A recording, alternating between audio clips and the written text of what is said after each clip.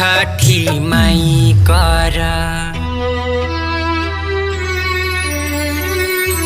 छठी माई कर तानी हम पूजनवा दीनानाथ दर्शन दिहा भोरे भोर। छठी माई कर तानी हम पूजनवा दीनानाथ दर्शन दिहा भोरे भोर। हम त मांगिले एक सुनर ललनवा दीनानाथ दर्शन दिहा भोरे भोर। छठी माई कर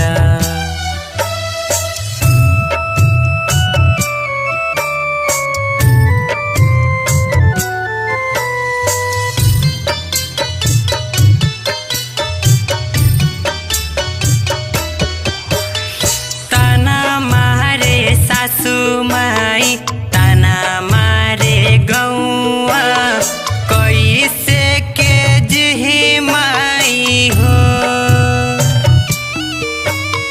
बाझिन बाझिन कही के जमाना पुकारे कैसे के रही माई हो।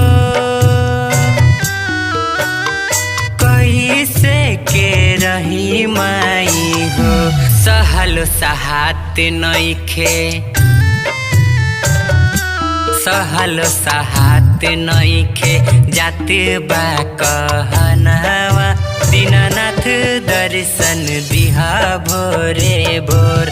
छठी माई कर तानी हम पूजनवा दीनानाथ दर्शन दिहा भोरे भोर। छठी माई कर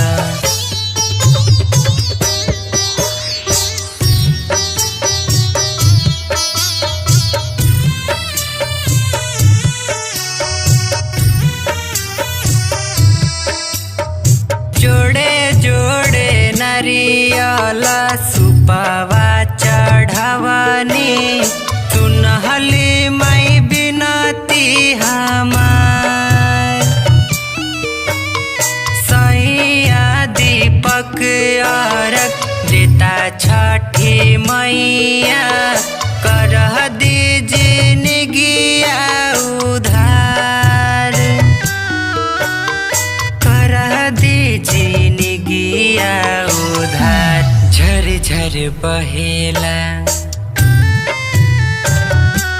झर झर बहेला अखिया से मोरा लोरहवा दीनानाथ दर्शन दिहा भोरे भोर। छठी माई कर तानी हम पूजनवा दीनानाथ दर्शन दिहा भोरे भोर।